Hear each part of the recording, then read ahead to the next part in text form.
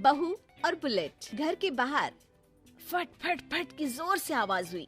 सीमा को लगा कि पटाखे फूट रहे हैं। वो डर के मारे घर से बाहर निकली। देखा तो सामने योगेश यानी कि पतिदेव एक बुलेट बाइक पर बैठे हैं। अरे डर गई क्या? बाइक लेकर आया हूँ तुम्हें घुमाने के लिए। सच में? मुझे लगा पटाखे फूट रहे हैं। अरे पटाखे भी फूटेंगे और मिठाई भी बटेगी। माँ को तो बुलाओ।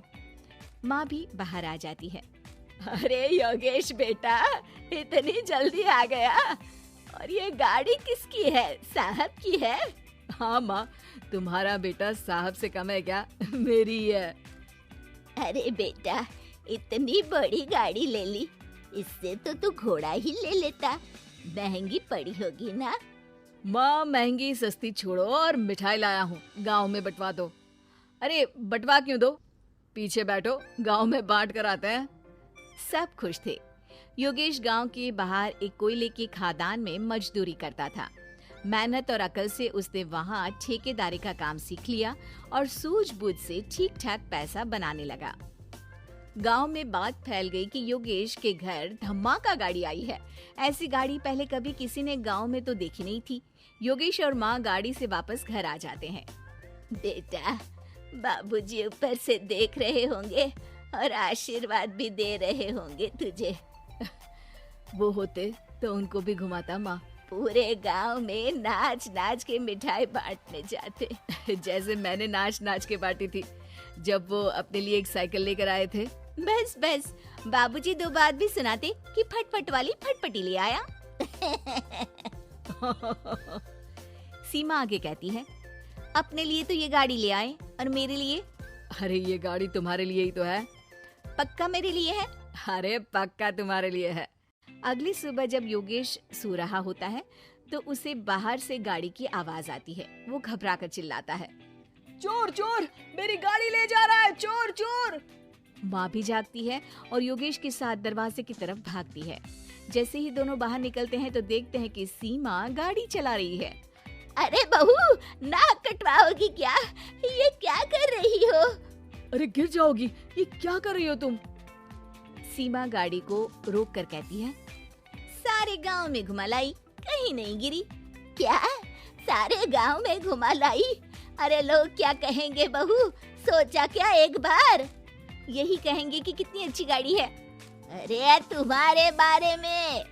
हाँ, कहेंगे ना कि देखो कितनी अच्छी गाड़ी पर बैठी है।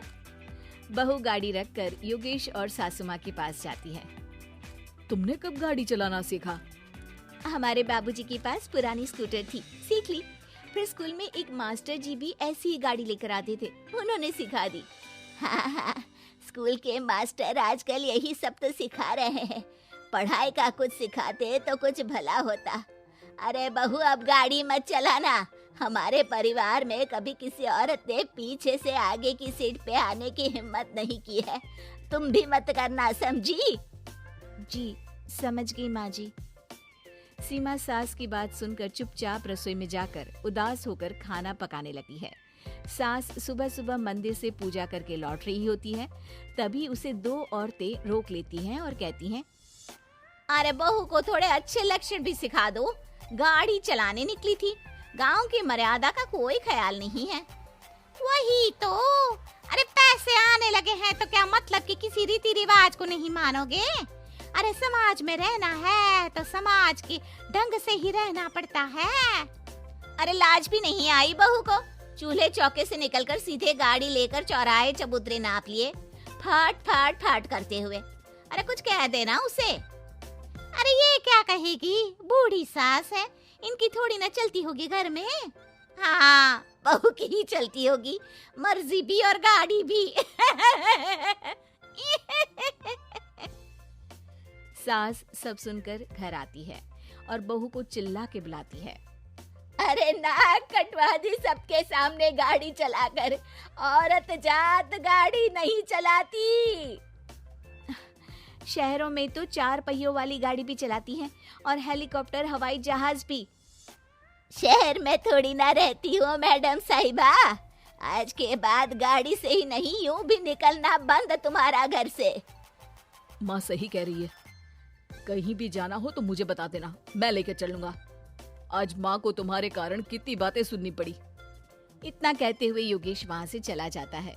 बारिश की वजह से कारखाने के रोड पर कीचड़ रहता है, इसीलिए योगेश गाड़ी घर रख कर जाता है और किसी से लिफ्ट लेकर कारखाने पहुँचता है ताकि नई गाड़ी गंदी ना हो। लेकिन शाम को इतनी तेज बारिश होती है कि उसे वापस आने का कोई साधन ही नहीं मिलता। बारिश बढ़ती जाती है, रात के 11 बज जाते हैं। रास्ते में एक नदी का ब्रिज है, अगर उस पर पानी आ गया तो योगेश कारखाने में ही फंस जाएगा। पूरी रात भूखे प्यासे बितानी पड़ेगी। घना अंधेरा, बिजली की कड़कड़ाहट और तेज बारिश। राजेश डर भी रहा था, ठंड से कांप भी रहा था।